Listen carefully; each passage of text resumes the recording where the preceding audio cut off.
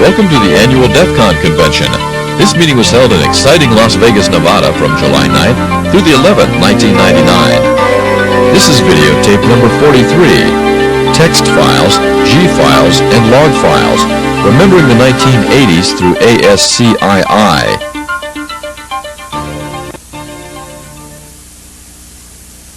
I guess I'll begin talking. You all know this is Textfiles of the 1980s. Should I talk with this or? Yeah, okay. Hey everyone in the hallway, you're missing an incredible speech by a master of ceremonies. No, it's not going to work. Okay. Anyone want to figure out which of these makes this stop feedbacking? Either one. The other one. Try another one. Turn either one off. Yeah, that'll put the feedback off if you turn everything off on one. I'll tell you where to put it. Did the schedule around, they just didn't tell anybody, and that's fine too. My name's Jason Scott. A lot of people know me, well, people who do care, know me as the sysop of the Works BBS, which was a text file BBS from, well, there's two Workses. There was 1986 to 1988, when my dad found the big phone bill, and then 1989 till about 1996, it was run by a kid named Dave Ferret, who screwed the code up so bad. And he ran, and that's when I think most people started to really learn about it. That's when it became a CDC board, and I was just kind of sysop emeritus. Before that, there was a golden of about 1982 to about 1986-7, where I was known as the slipped disc. And I can see by the sea of faces, yeah, I was forefront in your lives. Anyway, so yeah, but right now, the main project I do besides my regular job is working on a site called Textfiles.com, which I hope some of you have browsed, or if not, basically what I've been working on is I'm trying to collect thousands and thousands of text files from the 1980s BBS scene and assemble them in a somewhat cohesive manner, separated by somewhat arbitrary topics with descriptions that will cause you to want to get to them. It's going along pretty well, and I said, what the heck, I'll go and speak at DefCon about it. Maybe I can get some more people who are interested in it.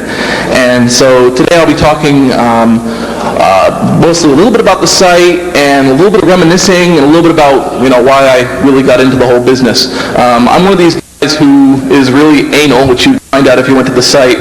And so I have my speech kind of out in front of me, so I'm one of these guys who's going to keep looking down. I'm sorry about that, but I'll, you know, try to make eye contact as much as I can. So, just to get an idea, to me there's a difference between having a computer and having a computer with a modem. It makes a big difference. So I just want to call out a year and go back down and just hold up your hand if you had a computer with a modem in that year. And we'll just go back, and I'm sure we're going to get some low numbers here. But anyway, about 1995, everyone who had a modem? Okay. 1994, okay. Let's skip down. 1990, okay. 1988, all right. More people came in 88. 1985, okay. Now we're starting to, okay. 1982, all right, okay. And a couple people apparently were on 8 BBS. 79, what's this? Okay, there you go, okay. Wi-Fi connected to a Unix server considered a computer? Well, yeah, well, I mean, it's a computer, but it's not... It wasn't local. It's out of my scope, you know? Like, it's, in other words, for me, what I'm talking about are like, you're a kid or a guy, you got a modem, you log in. Okay. Actually too. But yeah, I mean, basically if you dial in, because I mean, what I'm dealing with here are dial-ins. Well, that's not entirely true. I spend some time you serve. I didn't pay for it. I used to rant about that. $10 a frigging hour, and more if it was $1,200 bought. Thank you. So I used to go on. I used to go download all of Moira's stuff, download all the encyclopedia. I was a real jerk. Anyway, so basically, some people might wonder, or maybe some, why I got into Textfiles.com. Basically what happened was, a while ago, I was kind of sitting around on my computer. I'm one of these guys who just kind of browses randomly for hours on end, and I suddenly wondered, whatever happened to some of those old guys I was used to know, and all the BBSs that I knew, and hey, I'll bet there's some really great site out there, and I can learn all about what happened and everything. So, booted up Alta Vista, stuck in Sherwood Forest 2, stuck in the history of K-Cool Dudes, stuck in stuff about Count Nibble, and to my surprise, there was like nothing. There was just this dearth. Occasionally, there'd be a little frack magazine mention of somebody, but on the whole, it was like there was nothing. I was just astounded. There was absolutely nothing. So I went back to my dad's house, grabbed my old text file collection, and I started kind of building things up from there. And right now I'm sitting at about 18,000 text files are online. I've got 45,000 left to look at, and that's that I know of. There's actually a few people giving me CD-ROMs and 50 meg archives by mail, basically for me to sort through. And so it's actually, I've pretty much got my years set. I don't think I'll be doing much else this year, because it's really, important to me. And actually, he's just saying hi. Hello. A lot of people might say, great, so you looked up Sherwood Forest 2 and you got nothing. Why didn't you just go back to Slashdot and be done with it? And for me, there was actually three main reasons why. Number one, I'm really into subcultures. I think subcultures are really fascinating things, all the different people. You have the people who know what they're doing, the people who don't know what they're doing, the battles, everything. And 1980s, especially, and even now into the 90s, there was this very special time that pretty much a vast majority of how this subculture communicated is digital and was saved. And if you know where to find it, if you get it from, garage, there's kids now, people like me and stuff, a stack of 5 1/4 inch floppies. In fact, actually, I brought one.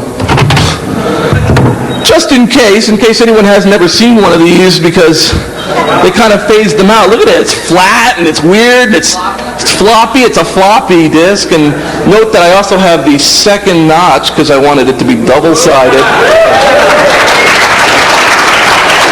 That was $143K a side on an Apple II. Actually more if you took out the... No, I did not pay the $45 for the disk density increaser that they sold in the back where you go ka-chunk, great. There's some guy in office supply who's living in, guy from the office supply business living in Aruba now. But anyway, I just went back and grabbed all my old stuff and put it up. And, a lot of people have that, and a lot of people do have this past.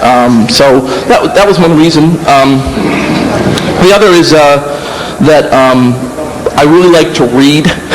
I really like reading. I like just picking up lots of books and just reading them all. And for me, with the text files, I'm reading all this. Some of the stuff is really fascinating. Yes, some of it's really badly spelled and boring, but even then, when it's a rant by some kid, he's 13, and he's talking about he's the master of the universe, and this other kid, he sucks. All he ever uses is a Commodore 64. He is a dork. I hate him. Don't pay attention to him. He's not elite. You can't buy that kind of drama. So I actually do honestly enjoy this stuff. This isn't a means to an end. It is the end for me. It's basically what I like. And the third one, which is actually the more emotional one, is that it is my childhood. I was born in 1970, and my father gave me my first computer. It was a Commodore PET, which I actually still own, rocking 8K of memory. Yeah. Cassette drive, and the little 5-inch screen that's kind of not happy now. IEEE port. The IEEE port, yes, which I never got to use because I had no idea what the hell that thing was. It was just the thing. But you could flip it up like a car and put a little car hood thing, and the thing was flipped up, and there's your board that you can't do anything because you're a foolish kid. And then we moved up to an IBM PC XT with a 2400 baud internal modem, which Dad took from work. Not bad for you two. It was good. I was Mr. Elite Boy. People forget the baud wars. People forget these people back when it was like, dude, we're 2400 only. 300. Well, no, the thing, 2400 only. They weren't going to let the riffraff with the 300 baud acoustic modems on. They wanted it, 2400. You wanted to get those couple dozen characters little quicker, especially good for wearers. I think that continued up. I don't know if it actually made it up to 28.8, but it definitely made it up to 19.2. That you had 19.2 only trading boards. I think after that, pretty much everyone had it, so it really wasn't that elite. You raising your hand for something? No. 28.8 did, that's not pretty did exist. It did happen for a while. Good. I like being corrected because I'm being a historian, and if I sit there and go, yeah, it was this, if I read it out of Stephen Levy's Hackers or something, and it's just kind of sitting in my mind and it's complete crap, I want to know. That's very important to me because if I'm speaking from a position of authority on that file, I don't want people who weren't there to look at it and think that's the way things were if I'm doing it wrong. I really don't like. I like being corrected. So correct me if you go, no, that's not the way it was. I've actually had several screaming phone calls that way. But yeah, from about 82, I was running a PCXT. Hey there.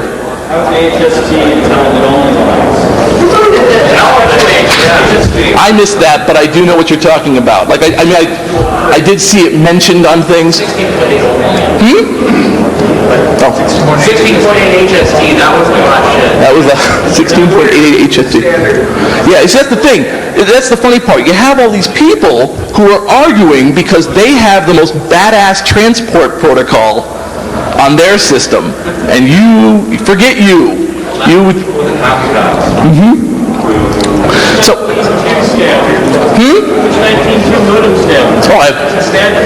well, that's the thing. I mean, I don't know. But I mean, okay. Yeah, so what I call the minefield of history there is that people, when people speak from, basically from a position of authority and they're speaking about this is the way it was, especially in a published medium, I don't like the idea of someone being turned off. They read 5, 6 files and they're like, no, you know, they read my descriptions like this guy has no clue. And I like to track people down. A lot of people from that time have come to me and I've said, is this how it was? And I'm just an interviewing guy, hopefully asking them questions that most of them really didn't expect to be asked, which is kind of nice. Most of them are like, oh, that's the old stuff. So just to clarify, when you say text file, especially the people who were born in, 85 and so on, who like are here now, you say text file, they're like, yeah, great, what? What's a text file? Who cares? It's not a binary file. That's great. So I just want to define what a text file was as I see it. The way I see it, when BBSs were around, you had BBS messages on some that other people saw. And you had files. You could upload and download binary and text files. And some people had fax. Granted, many of them are legal, but, they had facts or stories or something that they thought was more important than the board they were on particularly. And they had something they wanted to pass on.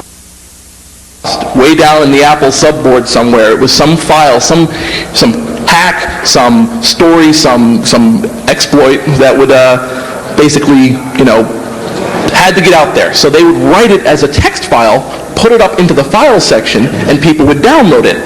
And so when I say a text file, I'm talking about, and so you get into the classic text file, which I want to mention. A lot of people call me old school, and I don't particularly like the term because people seem to use it for everything that they weren't a part of. And I'll go on, I'm browsing a lot of sites, and people go, dude, I remember old school, 92. Back when it was just us and the VGA cards. And, and they're being honest. I mean, it's 7 years ago. Of course it's old school to them. Somebody suggested classic. So I don't know, maybe I'll use classic from now on and say I was a classic hacker. But once again, then you got guys from the 60s calling me an embryo, and that's about that. But for me, the classic text file, I don't have any slides, but if you can imagine, basically, if you had a text file, the classic Gphile, and Gphile, as far as I can determine, comes from Apple software that had general files where you could download, and they would stick all their text files into the general file section, and everyone started calling them Gphiles, into T files, and then people started adding Z's at the end, and what the hell. But for the standard text file, you download it off the DefCon BBS, You know, it's 64, it's a 64K Apple. I actually have a BBS ad where the guy proudly claims he's got an Apple II, 48, got the 80 column card in. He's got 2 Apple II discs with Maxell diskettes.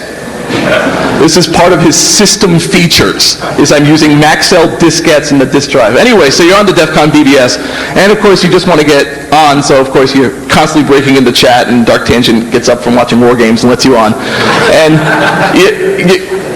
you go right to the file section. Screw the BBS section, it's just going to be more kids. So you go right to the file section, you get this big, you download one, how to hack DefCon. And it's got a big square at the top. It's got this big text graphics square made of equal signs and dashes. Later, you know, you get ampersands and stars and stuff. And it says, how to do it by Nightwing, or, you know, one of these incredible names that kids used to come up with. Just the Mad Phone Man, Skate the Skinhead, Biok Agent 003, of the Knights of Fargo 4A. I heard the reason that they were called that, and this may be crap, but this is one of those stories that kind of goes up. I'd love to be corrected. Supposedly the Fargo 4A group were a group of phone freaks who one day connected to Fargo's main center for their directory assistance operators on Alliance teleconference, which I'm sure they didn't pay for, and using a bunch of keyboards, so just like talking on the phone like this and saying, look, we're over at this office and we're doing this and we want to, you know, it's very important, and just social engineering these people. They convinced them that it was a test day and that, oh, the other center will be taking over for the day, so we wish for you to go home so that you'll, you know, because we have to do some testing on your equipment. And they did it. And supposedly that's what it was. They were blown away, they got them all to leave for like a few hours, and there was no directory assistance in Fargo because they were all gone home. Anyway, that's more about Biok later. But, so yeah, you have the big old huge square with the text graphics, and then right underneath it, the disclaimer. And you have the classic disclaimer, just, you know, the author will not take any informational purposes. That's a little bit big for these kids. The author will take no responsibility for this file. It was like boilerplate, you know. Now, I don't know of any cases where that ever came into play. I mean, maybe I missed one. Oh, do you know of one? The methamphetamine how-to in one of the earlier crack issues caused a bit of a stir. But what I'm saying is, yeah? DefCon was actually, there was a Textfiles on Facebook, and Anarchy for Fun and Profit. yes. And except his disclaimer said that he actually took responsibility for everything that was done.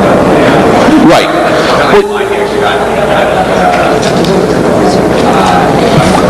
He never got in trouble. He's very sad about it, actually. We had he and I are very old friends. He was a sysop on the works, and he's actually rather ashamed of that file, and he really doesn't want it to get out, and so it's really been a big issue for me because I really don't want to be the role of censor. I hate that. I hate going onto a place, and it's like, here's a file, but we're showing it for you for historical purposes, but we can't show you what's in it because it's, you know, you won't be able to handle the ingredient list, you know. And I hate being that. It's just not the role I like. So in terms of that one, I do know that DefVeggie personally never got any problems, but that a lot of other people were problematic, including a Hartford BBS operator who went to jail for a short period of time because of an overzealous Hartford prosecutor who said, ugh, and dragged him on over that text file. And DefVeggie called him in jail and said, I'm really sorry. Because by that time, our BBS, the Works BBS, had deleted the file. We deleted it long before because he looked at it and go, this is stupid.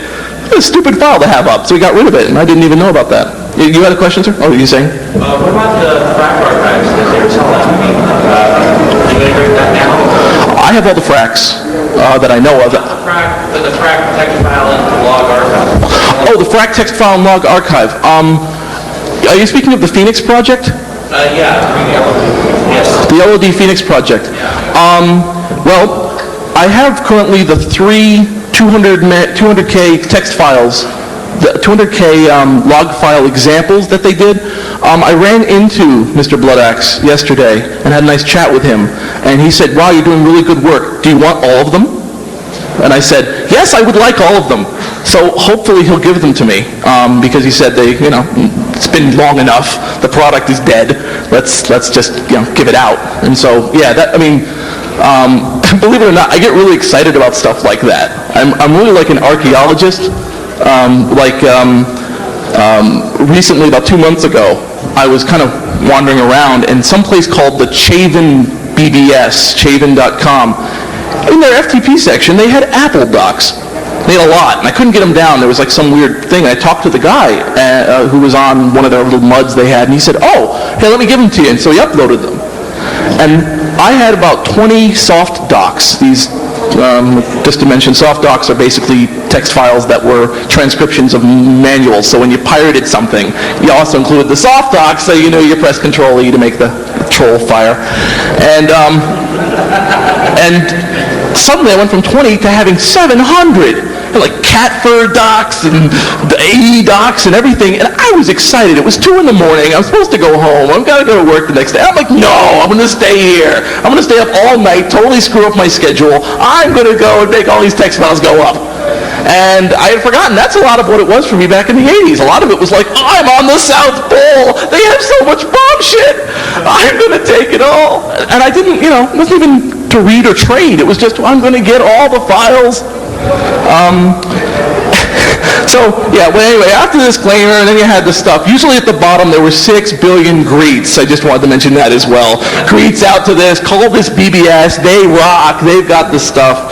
That actually goes on now, quite a bit, that standard thing. But when I say text file, that's what I'm talking about. I'm not talking about source code or stuff, although now I do ask for BBS messages and log files and things like that for historical purposes. So unfortunately, Textfiles.com has really expanded in its mission to the point now that, I'm going to probably need a staff.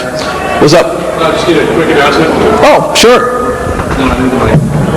We're all friends here. We're giving away the t-shirt. Everybody's entering the raffle, or anyone wants to enter into the raffle for the shirt. Now's the time. The shirt?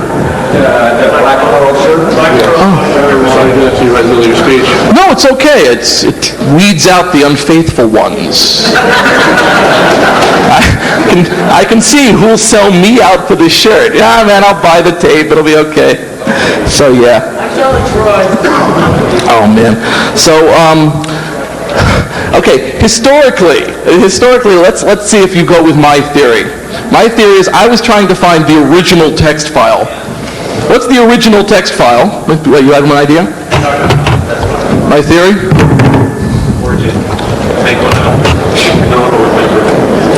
This book is called Steal This Book. It was written by a gentleman named Abbie Hoffman, who also went by the name Barry Freed when he was running from the government for several years before he let himself in. The book is basically a call to smash the state. It's basically a list of ways to rip off the system, rip off the bell, rip off telephones, rip off supermarkets, get printed for free, go out and do stuff. And the thing with Abbie was a really funny guy. This was a Chicago 7 dude who brought that pig in, and he was, he mentions in the book that, there are people who know theater without politics, or politics without theater are doomed in both. And that shows in a lot of his stuff. He has this real, just a really light attitude about the whole thing. Hey, we're going to smash the system, yay. And like I said, a lot of people think Abbie makes them cringe and horror and stuff. But interestingly enough, Abbie was part of a small part of a little zine called the Youth International Party Line, which was a newsletter of the Yippies, the Youth International Party. And it was basically very political, but it also had a lot of things on how to rip off the phone company. Big thing back then was the war tax that the phone company was actually taking an extra little tax to pay for, I think it was the Vietnam War, might have been a different war, maybe Vietnam, and then the war ended and it didn't go away.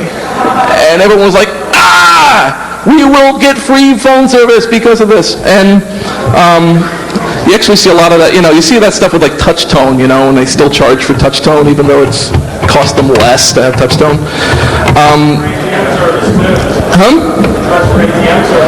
Right, they charge for stuff that it helps them. So this Youth International Party Line, about a lot of the stuff was basically these text files on it about how to do different things. The phone code every year. Hey, let's get the phone code out.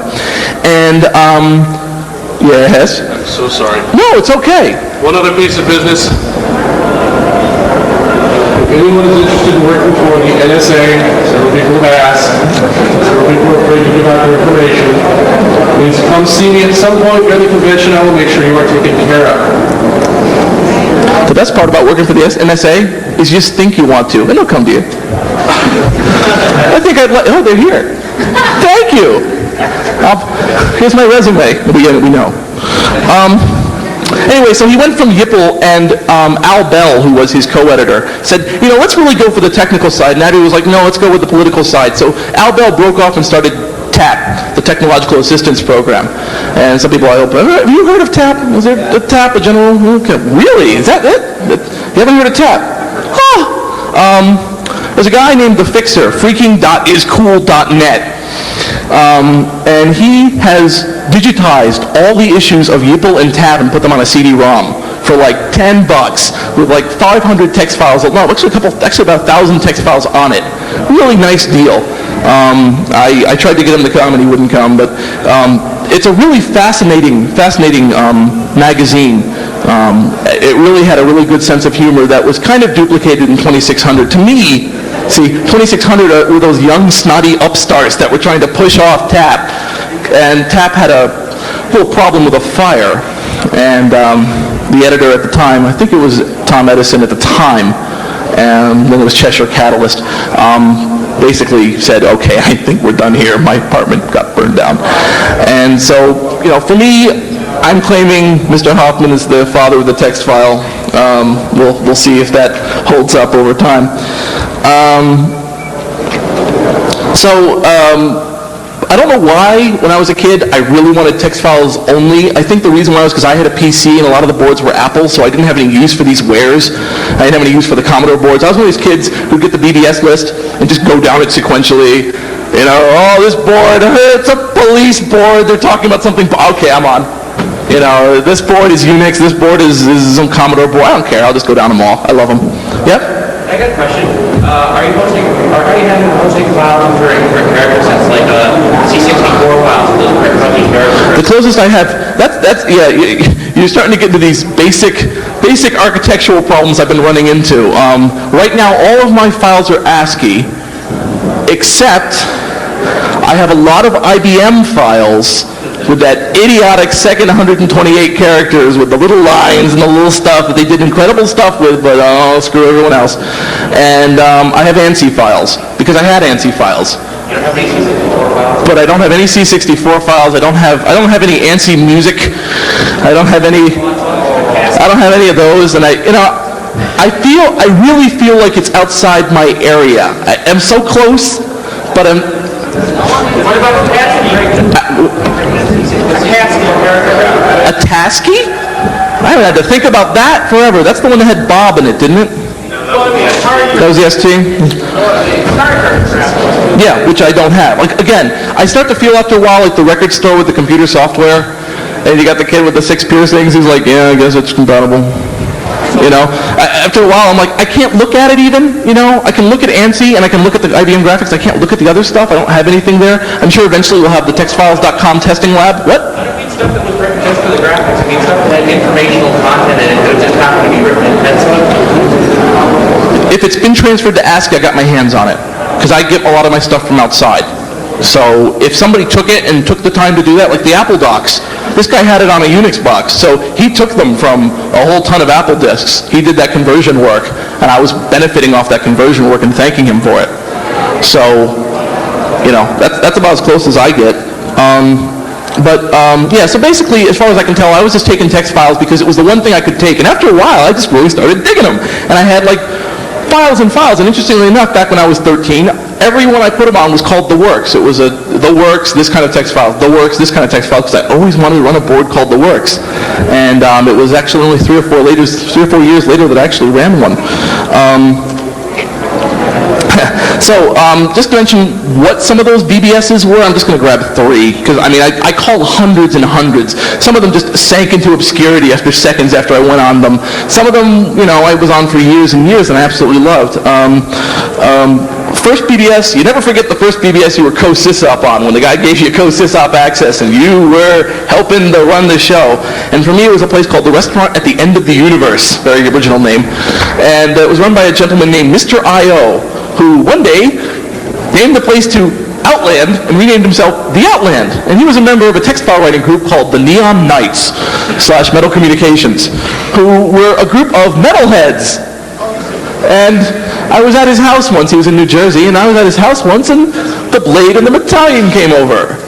And these kids, and, you know, I grew up in Westchester, New York, which is not exactly the hood. And so I never saw much of anything. I was like this quiet little kid working the thing, and these two kids come in.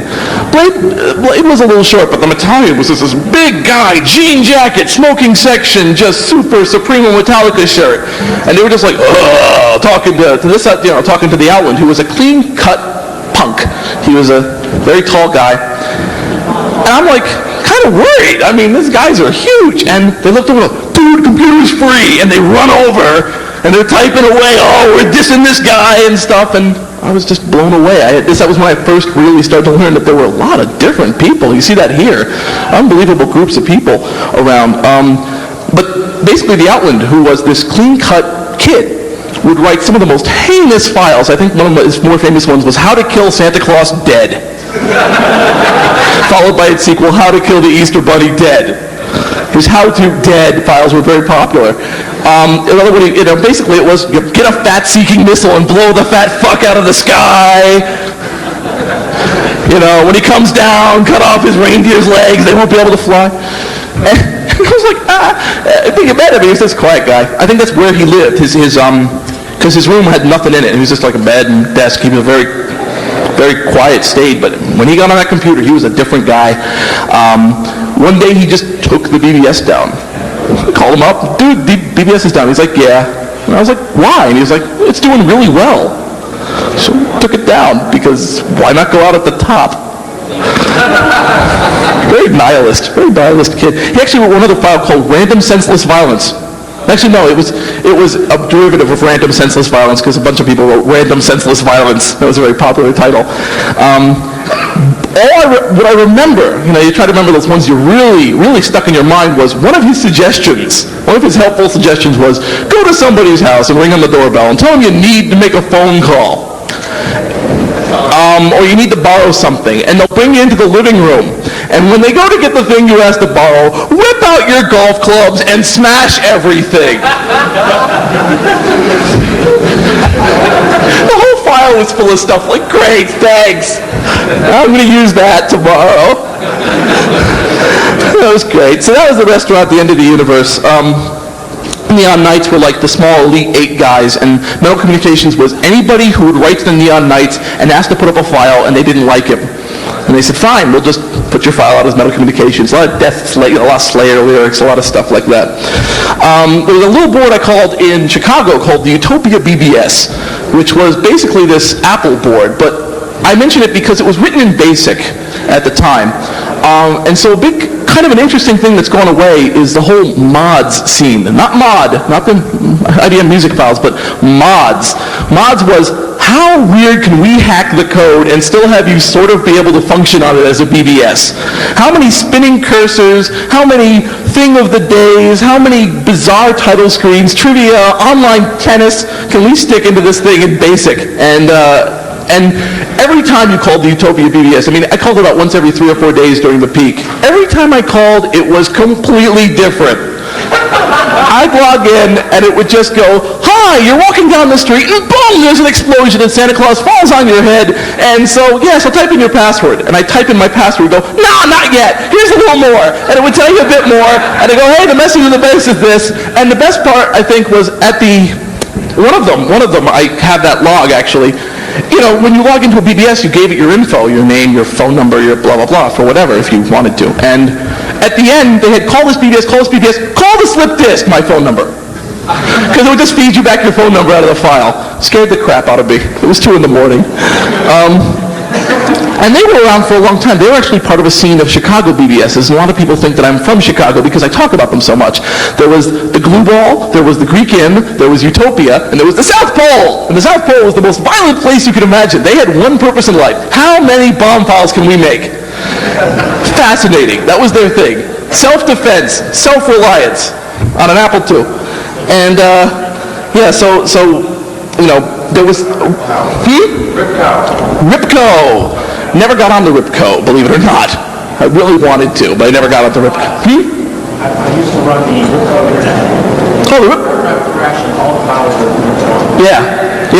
I tried to go to Ripco.com and cause, hey, download. Same thing with Mindvox. Boy, there's Atlantis for you. If anyone doesn't remember Mindvox, it's gone. I mean, it was just, it rose up. Patrick Krupa said, hey, I'm from Legion of Doom. We're going to build this beautiful thing. It's Pantheon to the old times. We're going to bring it back. And it went up, and they had financial problems, and they went away. And if you go to their site, it's like blank. Sorry, nothing here. Go away. Very, very sad.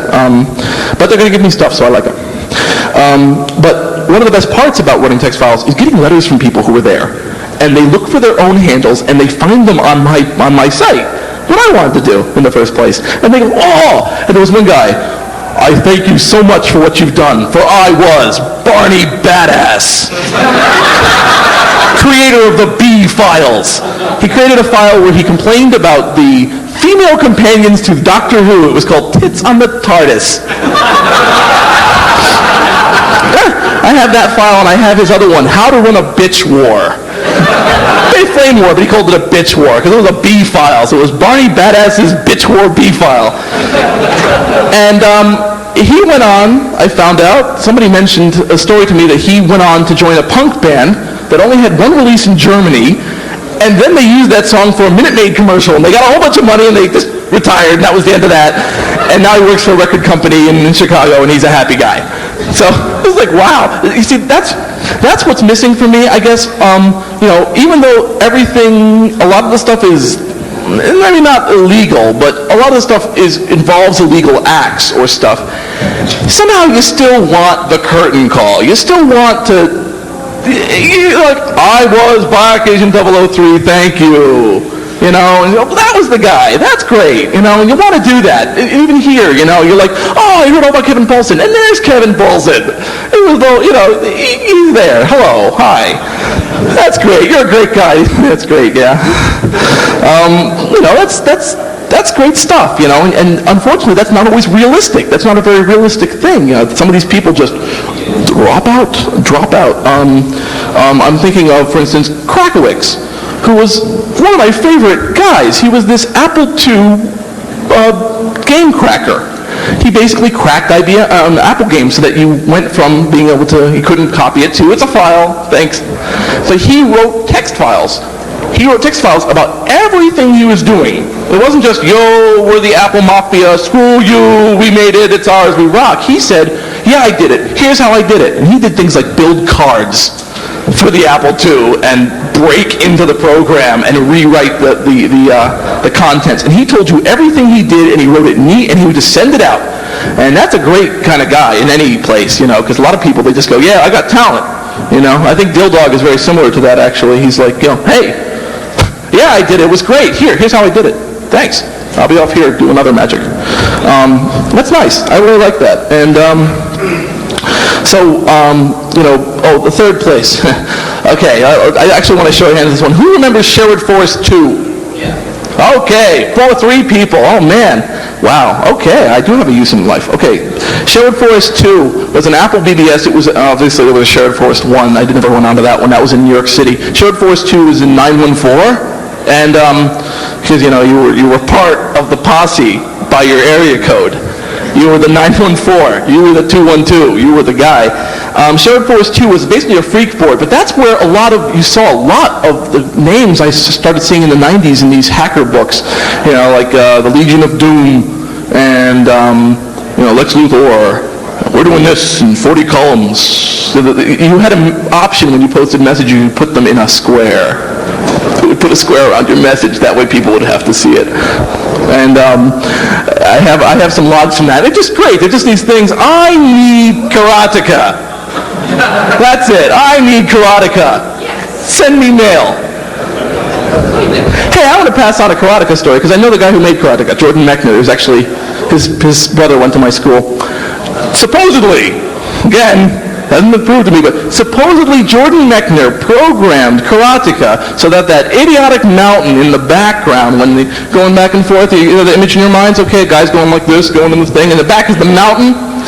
Well, supposedly, it had a little random number generator, and 1 out of 100,000 times, the mountain would explode. It would actually run lava and go boom. Why did he do this? So a kid would be playing it, and it would go boom. And he'd call his friends, guys, it blows up! It blows up! Watch it! It would never happen again. He could never prove it. He'd go to his grave and play karateka, and it would never happen again. So I can't verify that story exactly. Jordan Mechner's actually gone on to do some really neat stuff. Prince of Persia and Murder on the Orient Express, which tanked but really rocks. Hey, great guy. His brother was the model for karateka and Prince of Persia. He took 8mm film and would follow him in a car while he ran, and they just traced it pixel by pixel on his parents' projection TV. Wacky. So anyway, Shared Force 2 was basically this big freak hangout, and it had Bionic Agent 003, who, like I said, Bionic Agent is probably one of my top 5 guys I would just love to meet just to go thank you, because most of what he did, most of the stuff was these 40-column uppercase lies at the time. You know, a lot of it was. A lot of it was like made up. A lot of it was like, well, first you got to get the code to Cosmos. Thanks. And he was the guy who wrote 80-column, properly spelled, the basic telecommunication series 1 through 7. 1 through 7. It was supposed to be an 8, 9, 10, never came out. And they were just these well-written, here's everything about payphones. Here's how they work. Here's what it's about. Starting everywhere from like how the operators do things to how it works to what it does. And he just data dumped, and it was really nice. And he wrote a bunch of files. He actually transcribed YPL number 1. He wanted people to know about YPL. And he transcribed number 1. I have it online. And he wrote a bunch of stuff. I asked him his age, because I'm an inquisitive little jerk, and he was 17 when I was 14, so I'm 28 now, so he's probably about 31 somewhere, doing something. I've never seen him online. I haven't seen any reference to him. I think I've almost tracked down Krakowitz. I tracked down Count Nibble, who was a really talented guy, who wrote the Count Lager series. He wrote Fun with He was the guy who wrote Fun with Random Senseless Violence, Mr. Shim, Your Briefcase Opening Pal, and a bunch of other stuff like that. His trick, because he wrote incredible stuff, it turns out the guy was in college. When everyone else was like they were all 12 and 13. He was in college, and he was bored as crap, and he was just writing these incredible things and these discographies and everything. So now he's like in his late 30s, and he's bitter. You can't really talk to him about much about anything. I try to talk to him, he never returns my messages. But he did take my text files and did refer to me as a link that says, if you're into this kind of stuff. I'm like, well, thank you. Anyway, so Shared Force 2 had level 1, level 2, and level 3 access. Level 1 was like you're just there, you can't really post. Level 2 was your regular use. Level 3 was elite. Level 3 was really elite, and you had a choice. You know, either you were given level 3 access or you could buy it. I bought it. It was $10. I was told by someone who knew them that I was the only guy who bought it. He called up the guy, what do I do with this? Some idiot said that then, but they gave me access because I really wanted the text files. There were always upper level text files they want. Bye. So I took all them home.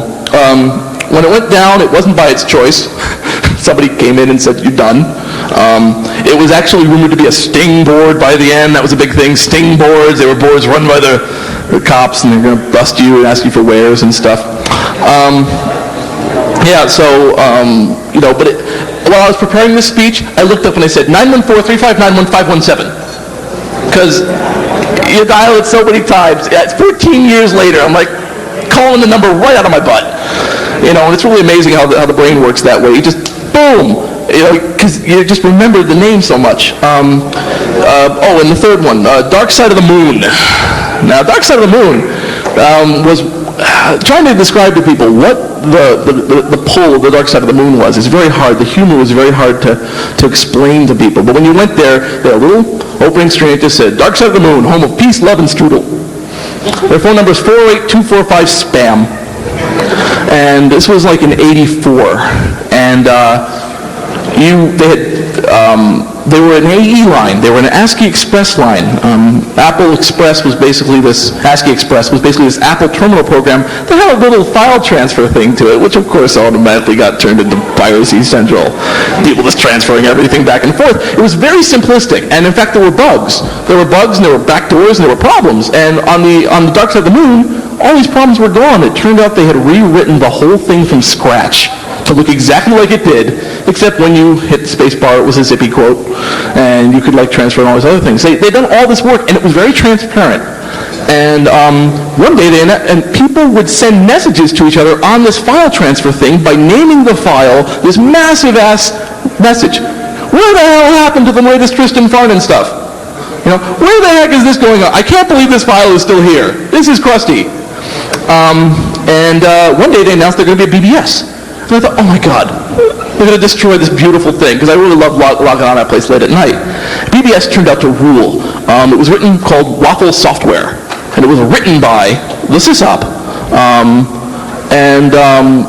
lot of people now know the sysop of Dark Side of the Moon. I think he doesn't make it too much of a secret that he's now the proprietor of Rotten.com. Very, very interesting fellow. Great guy. Unbelievably great guy. And the BBS ruled. I remember being on the computer with him, and I was like, you don't have this, you only have like 2 kinds of editors on it. And I was like, you don't have this editor. You should add it in someday. And he said, wait. And he went pound, pound, pound in front of me, and now the editor was one of the editors you could choose. He built it modular. He built this whole thing up. He ported it to Unix. I still run it. They were the home of a place called Anarchy Incorporated, which was very basically a place that just they wrote as many text files as they could, just hundreds and hundreds of these crazy text files about going on, how to rip off Kmart, roofing, going on the roof, how to do it, how to make bugs break dance, I think was one of by Daredevil. It involved really hurting the bugs, by the way. They really had to hurt the bug. The bug didn't want to break dance. It wasn't in the genetic programming. Basically, it took its legs off and spun it. But they were always, that's the thing. A lot of these text file writing groups, they were always writing really, really cool things just out of their heads, just spouting. And you see that a lot in groups like CDC. CDC was a text file writing group for years and years. They're becoming known more as an applications development house, security consulting firm. But originally they were text file writers. They, wizardry docs and gerbil feed bomb and how to do this and that. And a lot of the files have that really kind of, basically like a lot of really funny files. In fact, one of their files is one of my top 100 text files. The CDC number 200, what is it? The CDC number 2, higgly-piggly, big fat henacious, mega maca delicious, you can't even come close to jump back, hey boom boom boomity boom file. Great file. You read this thing, if you came from that period, and they make references to A lines and BBSs, and that's actually where the legend of Demon Seed seems to have come from, the glorious, massive monster truck that will destroy you. Rumored to be somebody who was so elite he became one with the network. And people who are lamers will die and have monster truck tracks across them, and nobody will know why. It's great stuff. I mean, there's no mythology that these guys build into their files. There's other groups I have. What's really funny is when you have a text file writing group that goes on for about 15 years, there's a group called UXU. They're in Sweden. Yeah. I found that they have like 700 files. Yeah, I never heard of them. Boom, I got 700 files. File like number 600 is like, I'm in my apartment, and there's this family that's moved in upstairs, and oh my God, they're so loud. And I don't want to leave the apartment because it's a good rent, and it's really sucky. I don't know what to do. They scream all the time. I don't know what's up with the kids. That's the file. They pushed that one out. That was their new release that week. They're like, wow, you are old.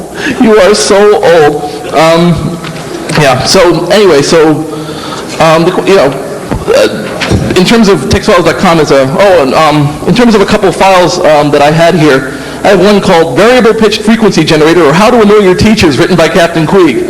I actually built this. Actually, I hired a kid to build it. I had no idea how to do this. I hired it, and it worked! It worked! I don't recommend, but one thing actually, there's a lot of bomb information on my site, and it's always been a big issue for me, because, I've had people write to me, you will cause people to die.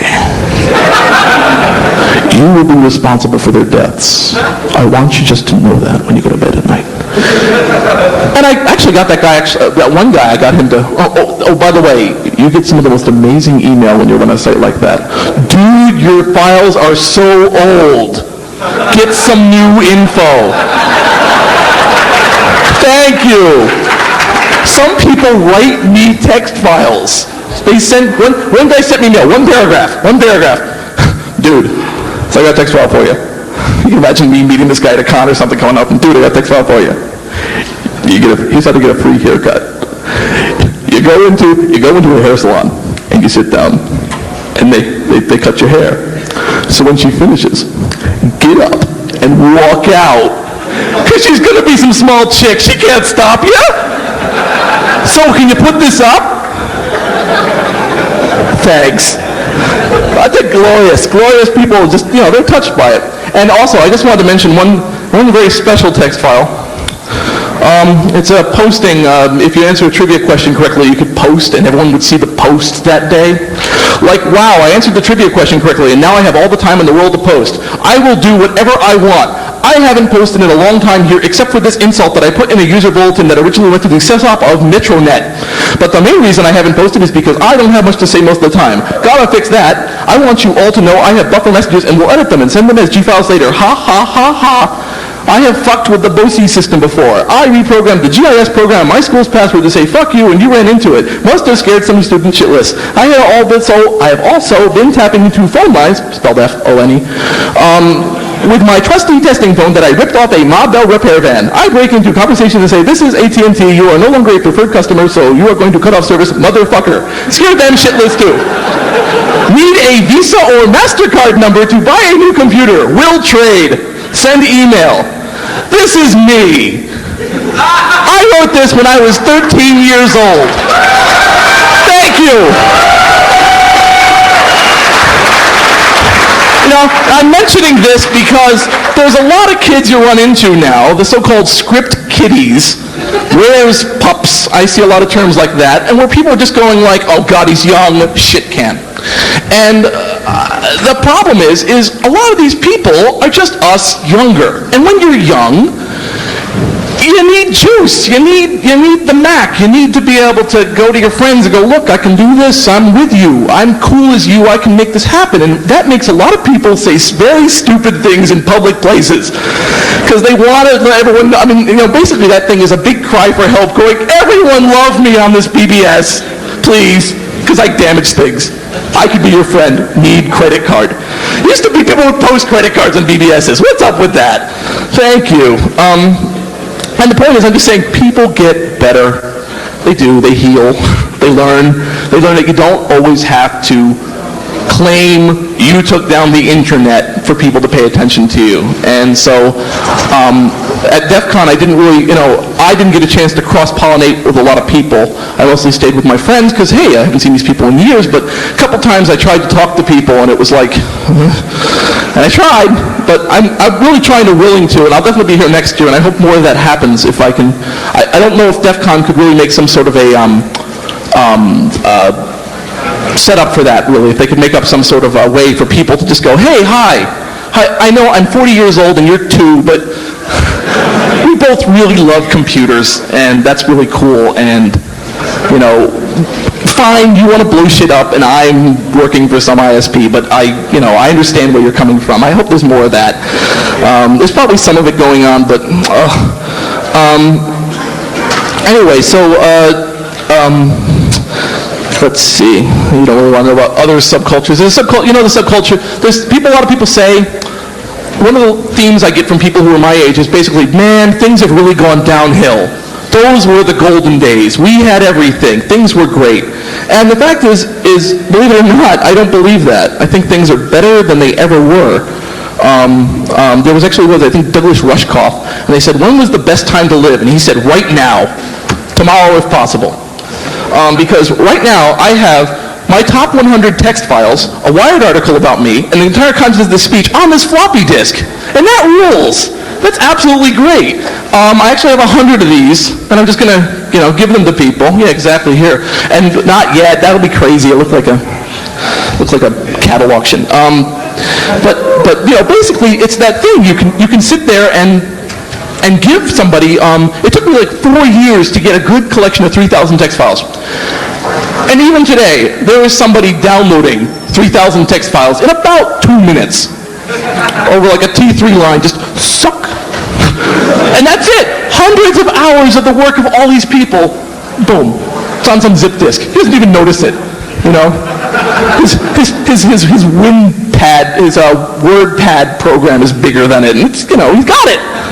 He's happy. So, for me, technology is just getting better and better transport mediums. I was so afraid that all this text files from the 80s and the 60s now, I got 70s text files, 80s text files, a bunch of 90s text files. I have an entire alt drugs section, which I'm not too pleased about, but it was in some things, so I figured they thought they were in the 80s. So, people are logging on, boom, and now they've got it somewhere. And so stuff that was in the danger of disappearing, it's not going to disappear now. I did my part. I was the schmuck who said, okay, look, everyone here, it's back again, take it. And it's digital, right? So put it everywhere.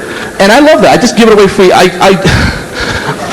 There are places that give out text files, but it's usually porn ad, box file, porn ad. Click on the porn ad, look on the third page. There'll be something luscious blank. Type that in, and maybe you can get another box file. The urine box plans. Yay! The urine box plans. What a load of crap. I know the author, but I'm not going to reveal who the author is, I don't think. Hint.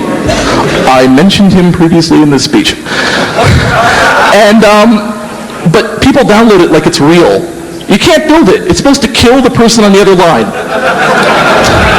People don't read it. It says, you can make the other guy know.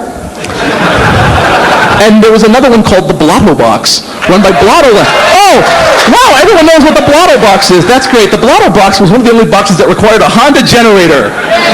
You were supposed to hook the Honda generator up to the central office and run like a motherfucker as fast as you could away from the large globe of fire that was behind you. What a great image. Great image, but it was just, because Blotto, people would joke on Blotto Land about King Blotto. Oh, hail King Blotto. Weird ass guy. People would go, oh, there's a Blotto box. Oh, we're going to Blotto box him. Oh, let's get the Blotto, big joke. And someone said eventually, where's the Blotto box? I'm at the Blotto box. And, someone wrote the file, which was essentially, it destroys an entire, local exchange. So, They claim area code. What, the area code?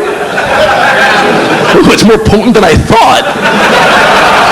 You could take out Utah. With a Honda generator. That's just hysterical. Southeast. What? And some feds took it seriously. I read an article about them actually taking this seriously, charging him. So they took down some guy's board, and they charged him with distributing information on how to destroy an area code. Right. I mean, well, the thing is, a lot of times, not as much now, but a lot of times back then, the federal agents and the Secret Service, they always came off like mice and amphetamines about these things. It was always like, oh my god. This Apple II, they've hired a cure. You got a lot of that. You were just like, oh my god, we got to find out. Conspiracy theory, whatever. 14-year-old kids, like 4 or 5 of them. One of them's got the Apple II with the 80 column card, so he's the elite one. They all go around him, and these kids are gonna, I agree. Yes, they'll change the world, but probably not then. Maybe a little later. That's the thing that's kind of funny. All these kids, all these 14-year-olds at the time, Skate the Skinhead, and so on. Now they run ISPs. And they're like, yes, I control the internet from my local area. Dude, K-Cool dudes. Oh, yeah. Supposedly K-Buy was a construction of okay, bye. Okay, bye. And it became okay, cool, okay, rad. And I think that still shows up now. That's the thing. That's part of why I did. There's actually a concern on my part about no sense of history. This whole zeros for O's, this whole L's become ones, 4 becomes A. These hack bulletin board systems. These kids are like, yeah, I'm being really cutting edge. And I'm thinking, 83, I had that. The kid was saying, yo, dudes, I've got, Bolo. Bolo. Brotobund. I've got, Brotobund ruled. Brotobund ruled. Zero Line was pretty cool. Roberta Williams, if everyone knows what she looks like, she's on the cover of the Soft Porn Adventure. She's the one on the right in the hot tub. So, anyway. Good references. I'm sure everyone's with me there. One other file that's worth noting I didn't put in here. Sex with Satan by Psycho. It was actually so popular that CDC just took it because it was great. This file, this is like one of these classic files that, I'm here and there's senators here and they go, why are you distributing this? And I'm like, historical perspective.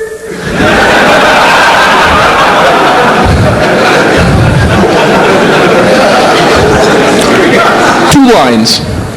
No, 3 lines. She tied me to the bed with these handcuffs she had ripped off a fucking cop. She proceeded to spank me and kept calling me bad boy.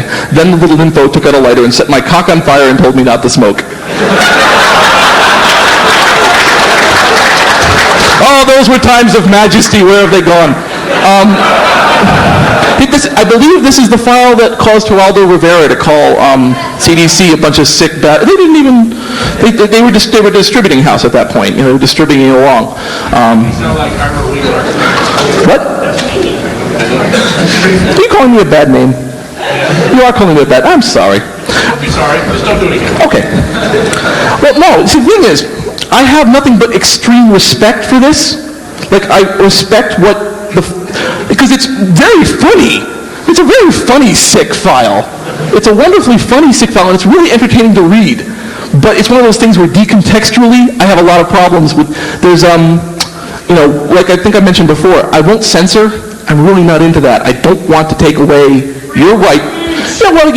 But I mean, it sounds very hokey and crusty and constitutionality, but basically it's because I don't want to be the guy who says, no, you're not ready for this. It's not, it's not my place. I'm trying to be like, hey, this is what I think it was about. And a lot of kids, sure, they log on, they want the newest infos, they download these 1982 files and they take them home, try out the blue box. I can just build it, I got all the plans, I can build it. Knock, knock. What? Yeah. Blowing 2600 down there. Not working. Not working. But but what was that? So I just can't see myself in that position, and it's caused me a bit of problems. There's a file on there called the Gphiles by a gentleman named the Jolly Roger, and I'm ashamed of the file. I really hate it. I don't like this file. It's a really abhorrent thing. It's just a big old racist rant, and it's just like it's horrifying. But I put it up. I call it a racist rant and hope for the best. And I hope someone doesn't go to it and go, you're a white supremacist. They start thinking, I believe in everything on the site. I'm not. I'm a librarian. I'm essentially a librarian. So just one other point I wanted to make. I'm pretty much wrapping up here. I'll take questions quickly and that kind of stuff, which I'm sure, why are you still up there?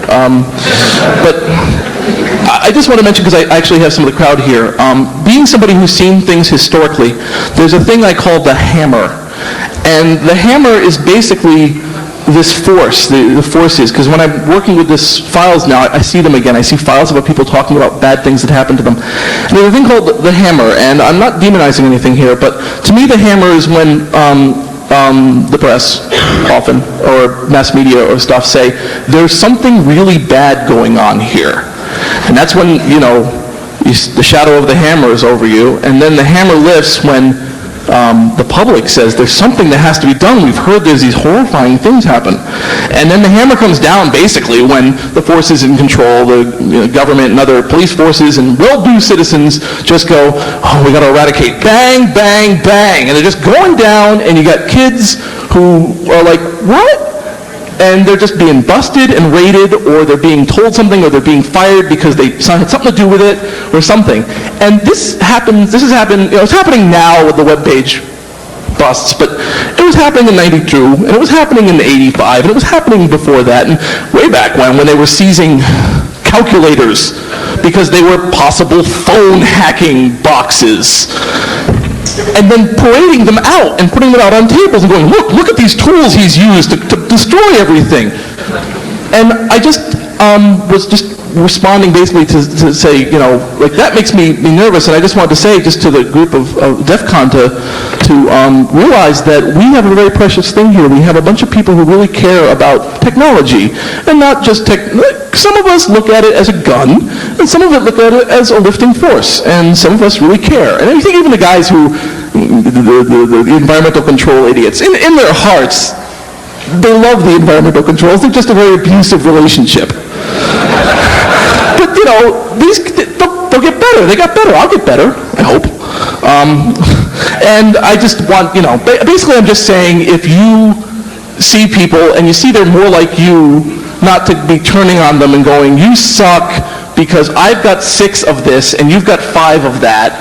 I paid $600 for the new thing and you've only got the old $200 thing. Because there's a lot of that, and that's, I don't know, just to me, that you can do better than that. Anyway, so having said that little piece, I'll take any questions if somebody goes, yes? You talk about subcultures. How far do you get into like the wares subculture, like 87? I do have a .nfo section, basically .nfo files were parts of the pirate zipped files. A gentleman named Toast from Canada gave me most of them, like 2,000. Basically, it's call our place, here's what we're working on, we cracked this, it's whatever from Micropost. I have those. I have files about how to crack, which don't apply much anymore, but I mean, that kind of stuff. Like I said, I got the Crackwix files back from 84, 85. That once again, for me, it's always about the text. It's never about the wares. It's about what were people like around the wares. Why did they use the wares? So I have a lot of that. I have a lot of, basically, so yes, I do have stuff. And it's... Do you get into the BBS log files or anything like that? Yeah, I mentioned that before. Basically, I will accept BBS logs, message logs, stuff like that. Hopefully the Phoenix project is Eric Lodax is supposed to send me a bunch of stuff, which I'll put up, and like I said, don't charge. Yes, sir? Repeat your URL. Oh, who wants my URL? www.textfiles.com. Oh, come on. With an F. Don't worry, Textfiles PH will be registered very soon after this talk, I guarantee. Probably make fun of me. Probably like some porn site. That's right, porn site. The White House guy will find me. Yeah! More hits for me and my porn. I also own Textfiles.org. I got Textfiles.org because it wasn't taken, and then the company that owns Textfiles.com just gave it up. I said, thank you. Grabbed it, and that's it. Somebody owns Textfiles.net. But, I also own cow.net if anyone actually feels like browsing it. I don't know. Anyway. Any other questions? Me. One of the things I'm really into is I like taking pictures of really, really beat-up arcade games. These arcade games that they converted? You get like Ms. Pac-Man and boom, it's Galaga, boom, it's this, boom, it's Terminator 2, boom, it's whatever. And then poor boxes who just beat the shit. And like people just like stick there. I got one box. I mean, it looks like someone took a flamethrower to it. It must have been in the most amazing bar with the most amazing chain smoker, just like, oh God, oh God. I mean, it's burnt. Somebody took a Return to the Jedi arcade game and turned it into a Lucky 7 poker game with like 25 buttons. It was a mahjong game. I just love, I like that weird stuff, just that weird people. I also own a 1978 Checker Marathon taxi cab. That's what I drive around in. And so I go into that too. Fine, that's too much about me. Anybody else? a sea of completed happy faces. Oh, one more. Yes, Lady Ada. Ask if you have like Gibsoning or some other weird format. You know, if you'd wandered in at the beginning of the conversation. But no, basically, I'll go into that very quickly. Once again, it's not my area in terms of like, I have ASCII files. If people have converted things from other formats to ASCII files, like EBIT to ASCII, I have ANSI files. I don't know quite what to do with them. I just have them. There's another site, and unfortunately, I don't have the link. I have a number of sites who I really respect, sites who have really comprehensive, cool things. There's an ANSI group who just kick ass. They wrote a CGI program that converts ASCII into GIFs. So you can just look at them. Don't need anything, just look at them. There's another guy. You've caught a Fed. You've talked to the wrong guy about it.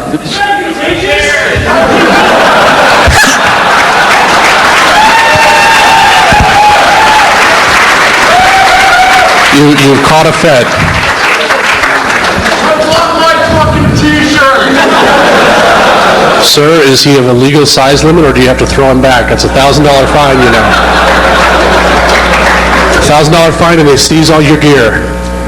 Oh, and it's 5 years in jail, too. Fish and Game really frowns on that if it's an undersized Fed. Hey, shirt! Oh, you're the one who wanted to fuck my feet, aren't you?